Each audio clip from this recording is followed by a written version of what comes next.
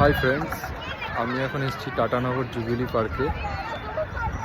এটা অবস্থিত ঝাড়খণ্ডের জামশেদপুরের সাকচিতে। আজকে জানুয়ারির 5 তারিখ, উইকেন্ড। আজকে সাকচি জুবিলি পার্কে অনেক ভিড়, প্রচুর লোকের জনসমাগম হয়েছে। আজকের ভিউটা আপনাদেরকে দেখাই আমি।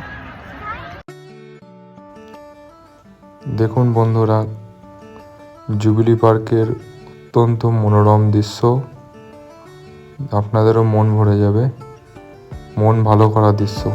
দেখুন সবাই।